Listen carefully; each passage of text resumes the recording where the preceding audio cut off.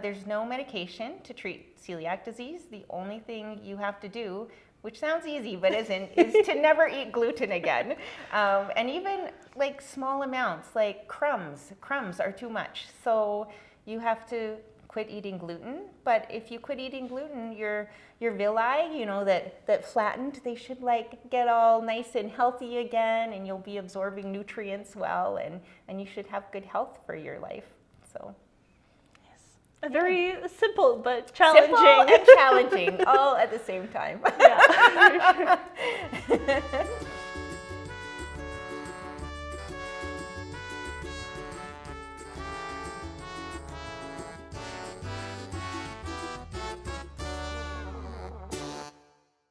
Welcome to Gluten Free YYC. My name is Maggie Mackenzie, and I live in Calgary, Alberta, aka YYC. I've been diagnosed with celiac disease for about 10 years now, and that means that I can't safely eat gluten. Celiac disease is an autoimmune disease, and it causes a permanent disability to digest gluten. And gluten is found in wheat, in barley, in rye, and in triticale. And it's a protein. When you are diagnosed with celiac disease, that means that you cannot digest that protein that is found in gluten. Eating gluten-free comes with plenty of challenges, but eating out is one of the biggest. Today, instead of showing you some of Calgary's fully gluten-free restaurants and bakeries, I have the opportunity to chat with Emily from the Calgary Celiac Association to learn about how they support people with celiac disease. My name is Emily Halliday, and I work for the Calgary Celiac Association, and I'm an events coordinator. Oh, nice. Mm-hmm. How did you get involved with the Calgary Celiac Association? Well, my daughter was diagnosed when she was 10.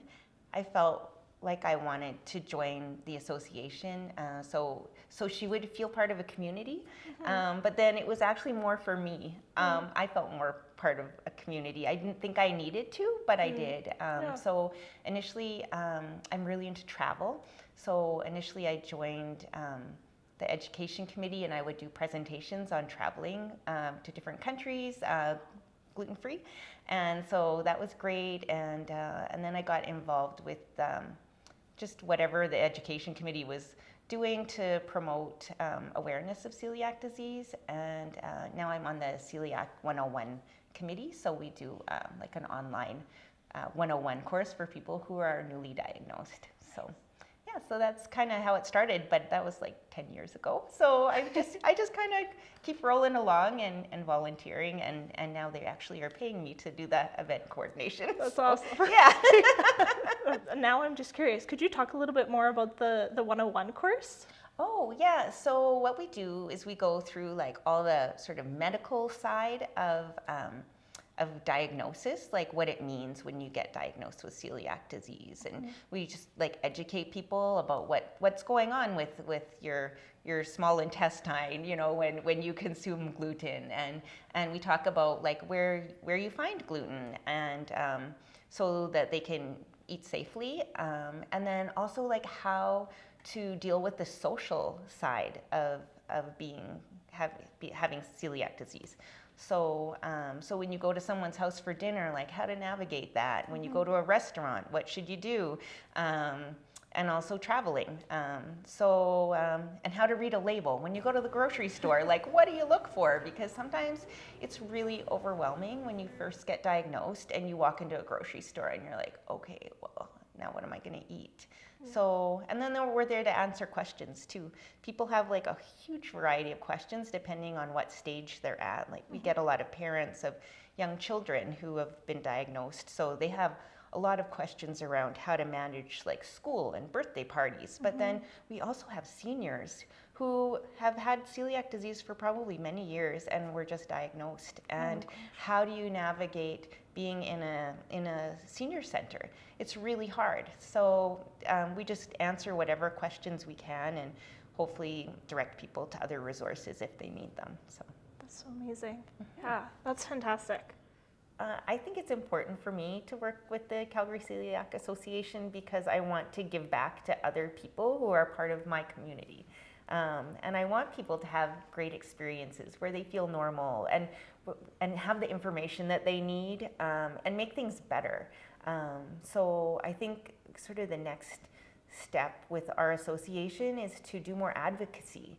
So we get out there and we talk to, nursing homes, to make sure that people who are in those situations get safe food too.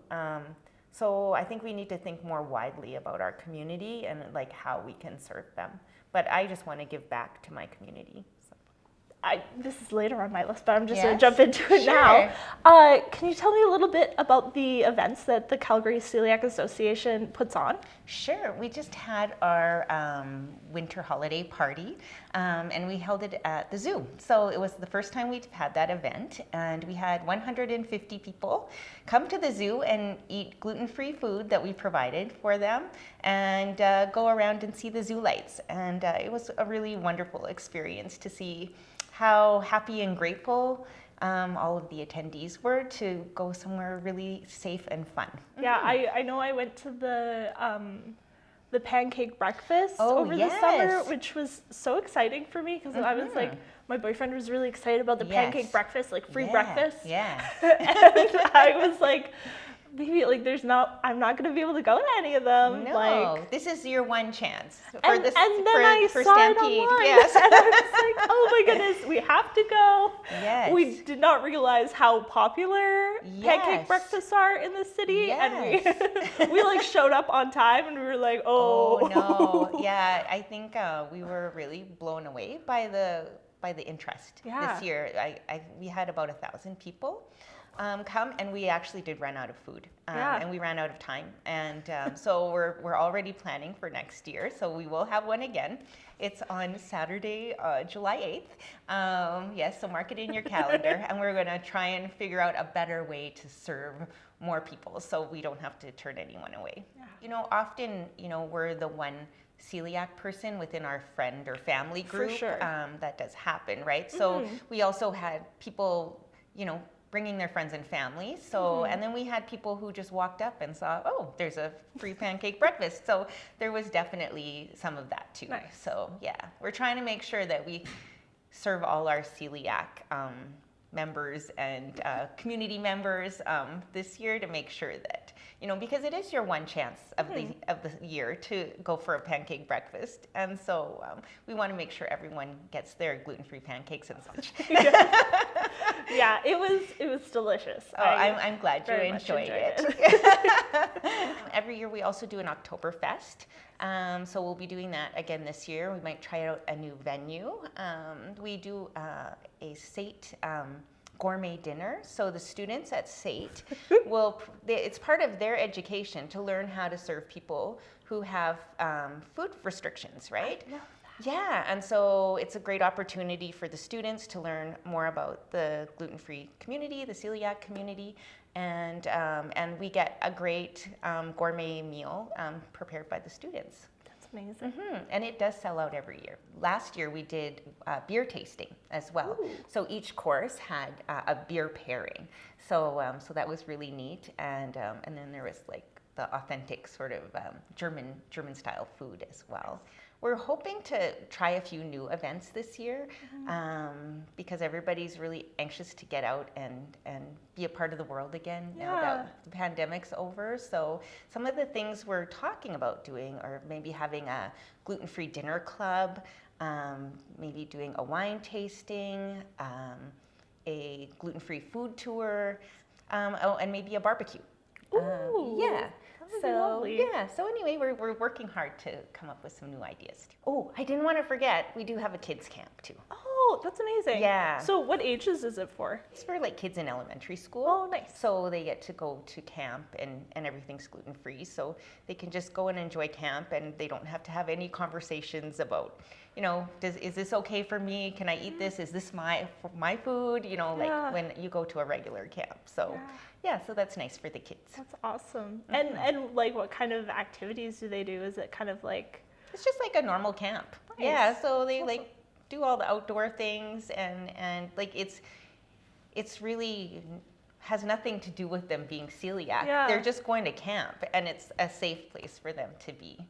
And we're also starting a kids meetup again. We used to have it before the pandemic, so kids can get together with other kids who also have celiac disease, so they can just like feel normal together. And my daughter was 10 when she was diagnosed, and like it's really hard sometimes at school. And we did send her to camp, and it was always like a big negotiation around food, and sometimes kids weren't very nice, and sometimes adults didn't get it, and you know, so like it's nice. I think that's what I really want to do, is provide a safe space for kids. They can just come and like be kids, right? Yeah. So when you are diagnosed with celiac disease, that means that you cannot digest. You cannot digest that protein that is found in gluten, and it causes damage to your small intestine. Normally, you have these things called villi in your small intestine. They kind of like stick up like that. And then if you eat gluten and you have celiac disease, they'll flatten. And so you can't absorb nutrients very well. And it can cause a host of problems to your health. Like you can end up being anemic. My daughter, for instance, she wasn't growing well. So when she started eating gluten again, in 1 year, she grew 10 centimeters. It can stunt your growth permanently if you never realize that you have celiac disease. And it causes problems with fertility. There's like all kinds of different symptoms, which is why I think it's so hard to diagnose. Yeah. Yeah, I had like, I think it's called dermatitis herpetiformis. Herpetiformis. Yeah. Yes. So I think that's what mine started as too. Oh, yeah. Yeah. Mm-hmm. Yeah, I just had like 8 years of chronic eczema. Yeah, and you're like so itchy. Yeah. So itchy. Yeah. Yeah. Yeah. Yeah, and it can even cause other autoimmune diseases if you keep eating gluten, and even stomach cancers like. So it's when people think that it's not a big deal to have a bit of gluten, if you're constantly consuming gluten and you have celiac disease, you can end up with a lot of other like very serious health problems. So that's why it's so important to educate the general population, but also like medical professionals to be able to recognize it, because it doesn't always you don't always get stomach symptoms. People think, oh, well, if I had celiac disease, my stomach would be upset, or I'd have diarrhea or constipation, like some sort of gastrointestinal problem. But there are many people with silent celiac disease that have no idea, but they're having other problems. They just don't realize it yet, because it takes a long time to cause like the bigger health problems.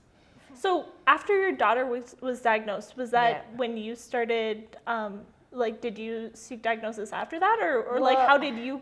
I have a very convoluted story. I don't know if you even want to hear it, because it takes a little while to explain what happened to me. We've got time.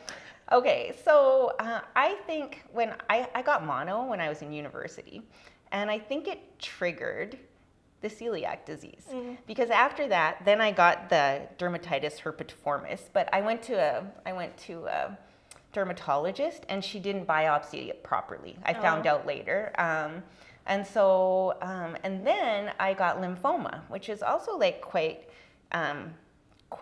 often connected to celiac disease too.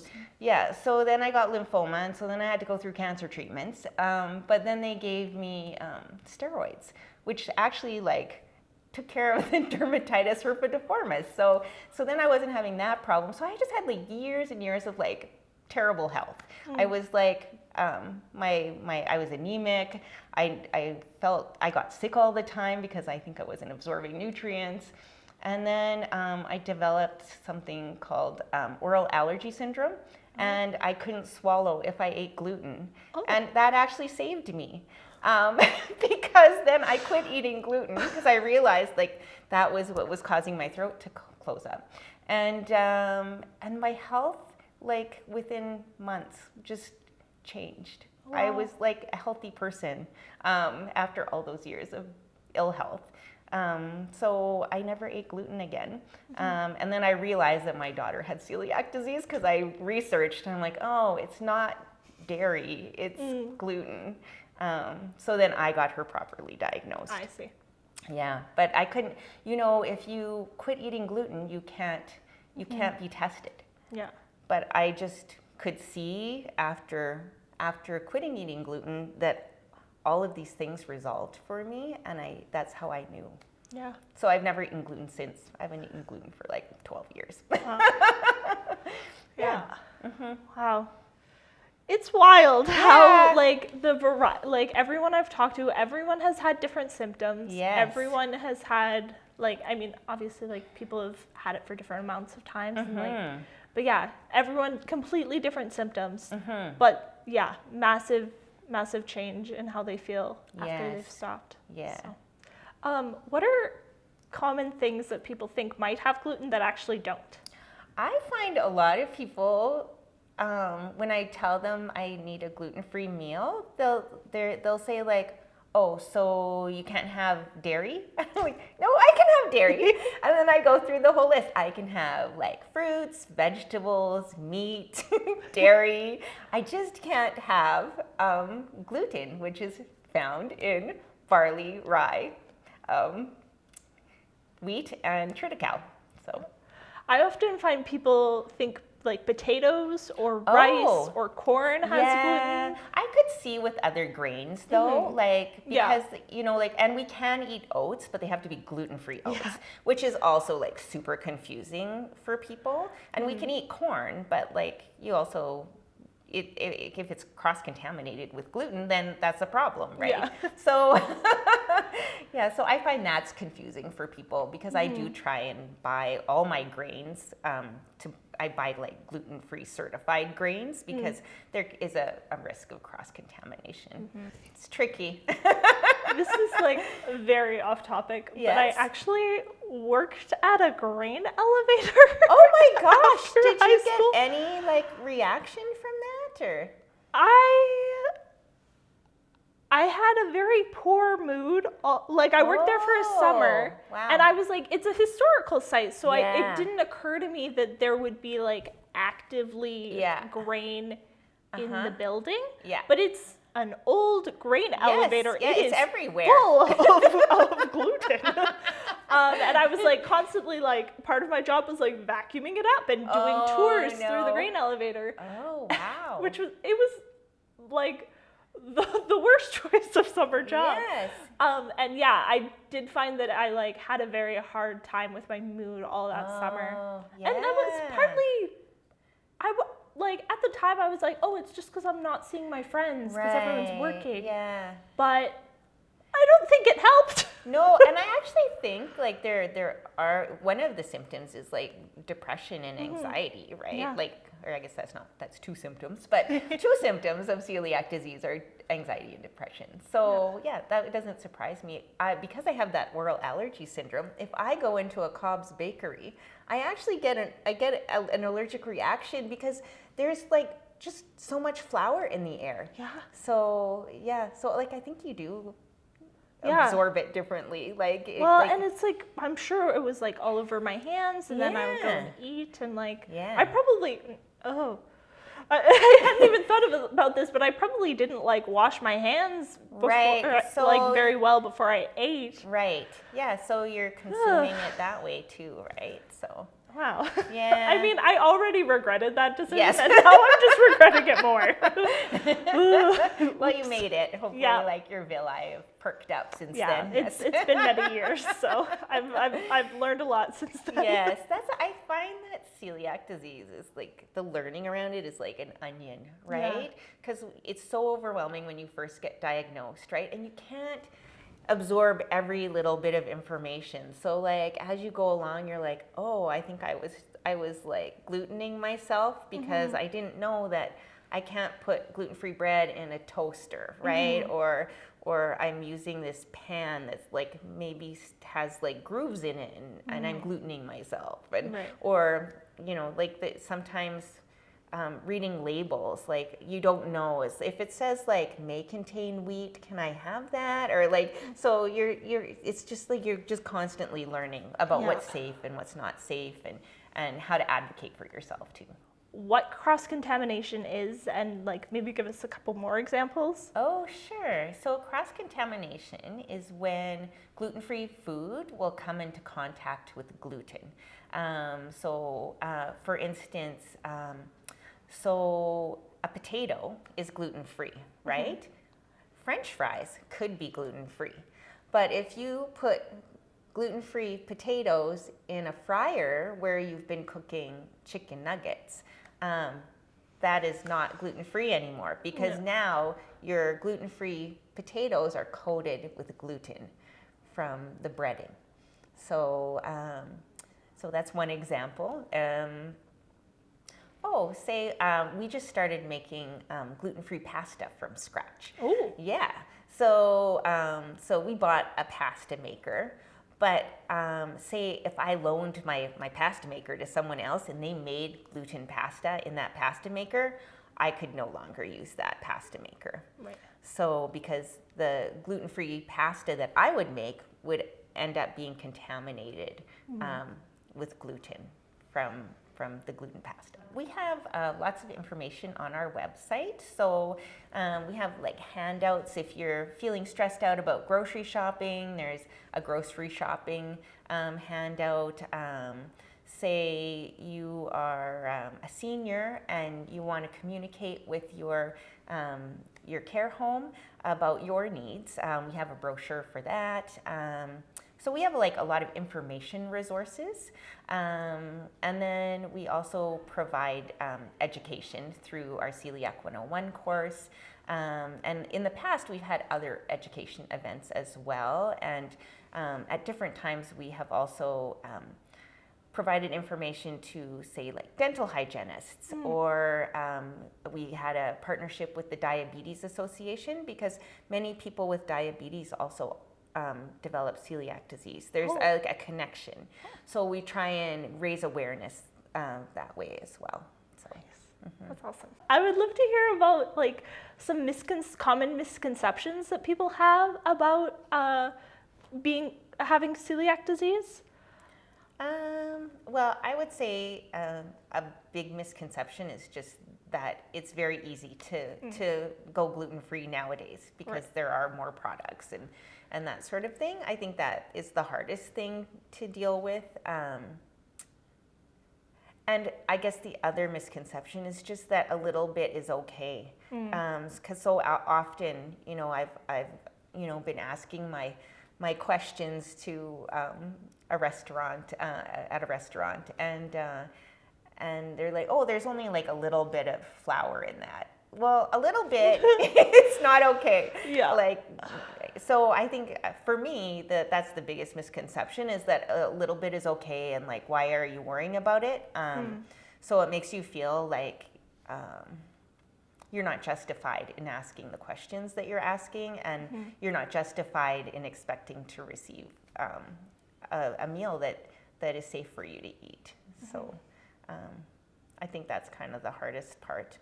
Sometimes people have this misconception that, it's getting easier. It's getting easier. If you get diagnosed with celiac disease, it's getting easier. And yes, like there's better labeling laws for sure. There are like gluten-free restaurants that don't serve any gluten, so you could go eat there. But I think there's just a lack of awareness in most of the population, right, about like how to avoid cross-contamination, and like a little bit is too much. Like we can't have any, and so sometimes it's really hard to navigate that because people treat you like it's not that hard. And it gets stressful, and there's like anxiety issues around like trusting that you can eat something that someone has made for you. So it's really hard. So I guess one other thing, now that I'm thinking about it, is we're raised to be like pleasers. It's like you don't want to be a picky eater. You finish your plate, and I think that's also really hard, because you've got this sort of message in your head that you don't want to be any trouble, but now you have to advocate for yourself, and so you're always you don't want to be a bother, but you also need safe food. So there's sort of a tug of war going on inside you to ask for what you need. So I think that's maybe one of the biggest learnings for many people is just like, how do I ask for what I need and not feel any guilt around that? Yeah, it's super challenging.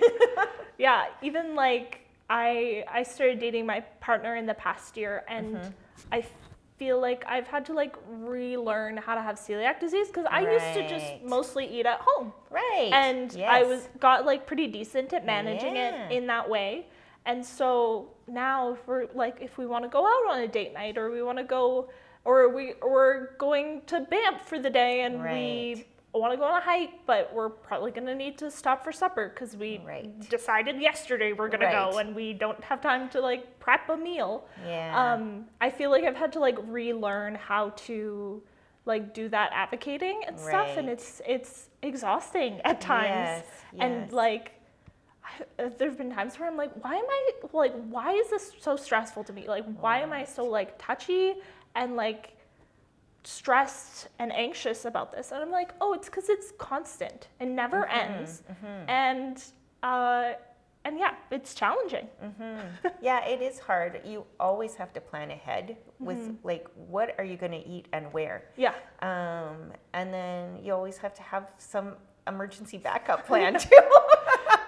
So yeah, it's really hard, and I see it with my daughter too, because she's a university student now in Toronto, and you know, she's busy, right? But she's always got to, before she walks out that door every day, she's got to figure out what she's going to eat. She might be gone for 12 hours, but she's got to figure out like, where is she going to get food? What can she bring along? And it's just a constant kind of stressor, right? You can't just I hear it often actually from other like parents, you know, it's busy raising kids, they're doing activities, and many families can just go through a drive-through, right? You know, it's like they're going to hockey practice or dance practice or whatever it is, and they need some food, but like, where are you going to get your celiac kid food while you're doing all this? And it takes longer. You can't just like zip in or go through a drive-through, like if you have to go and get some food. So it's definitely more challenging, and I can see why there's sort of like an anxiety issue around people who have celiac disease, because it's just this like low-level stressor all the time. I think I would ask people with celiac disease, like, don't limit yourself. You know, travel. Go when people invite you to their home, go. Maybe you have to bring your own food, but don't restrict your social circle. Maybe other people are going out to eat and that restaurant doesn't really work for you, but you can go and have a drink, eat before. So don't limit yourself. There's lots of workarounds for you know, feeding yourself, but get out there and socialize and travel and do all the things you would do if you didn't have celiac disease. Oh, well, I'm glad I asked you. There was a girl this past summer who was at one of the summer camps who had celiac disease, and I was like, hi, me too. She was like, this bread is terrible. And I was like, I feel you, girl. Yeah, no, we're like a little club, right? I was our club of tiny bad bread. I was on an airplane, and my food that I ordered didn't come. But then there was this super nice flight attendant, and she's like, I'm celiac too, and I brought my own food today. So if you want, you can have the meal that was ordered for me. So she actually gave me her meal. And then she came by later and she's like, I have some crackers in the back. They're my own personal crackers, but you're welcome to have some. I was like, oh my gosh, I feel like so touched. Like, I'm like, no, I'm not going to eat your food. And so anyway, so it was lovely that she offered. I mean, I did come with emergency food just in case, but like, yeah, we're just like this like little celiac club in the world, right? So it's kind of nice to feel a part of it sometimes. Yeah, for sure. Yeah, I think with my traveling, I have discovered so many places that I wouldn't have gone to because I do tons of research before I go. So I know like all the restaurants I can eat at, and I have this like list on my app. So wherever I am in the city, I can look at my app and see where restaurants are that are close by. And we go to like weird parts of cities that are not touristy at all. Right. But we just go and like, you know, I had like, when we were in Rome, we had cannolis in this like part of Rome where there's like no tourists, but I found it in a guidebook, and so we're like, oh, well, today our activity is to like go to this place in Rome and have cannolis that are gluten-free. And so we like also discovered a whole bunch of places that we wouldn't have otherwise. What I do is I keep a Yelp list for every city I visit. Oh, nice. Yeah, and so then I just like, I'm like, oh, someone's like, oh, are you going to New York? I'm like, bloop, bloop. I send it to them, and they have 40 places they can eat. Oh my gosh, you are an incredible resource. That's amazing. Yeah, Yeah. so yeah, and then you have it for next time. Because sometimes you go to a place and you're like, oh, what was it called? Yeah. So if I have it on my Yelp list, then I know I Yeah. can find it again. And I make like little notes, like gluten-free fryer, Oh, love that. donuts.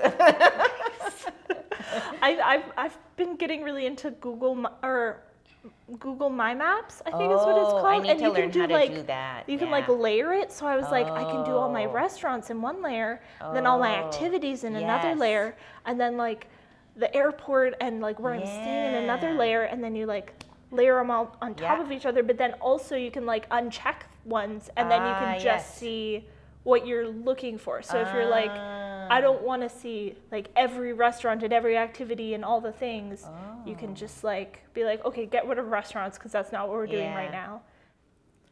I think the most important thing is to accept that advocating for yourself is your right. You deserve to be safe. I think there are a lot of messages that we receive from society, especially as women, and so often we're not listened to, we're not heard, but like keep talking and keep advocating for yourself. Yeah, it's been a big learning for me because I was a pleaser. I'm still a pleaser. I want everyone to be happy, but I had to learn how to speak for myself and also for my daughter too. Yeah. Because I was her voice too for a long time.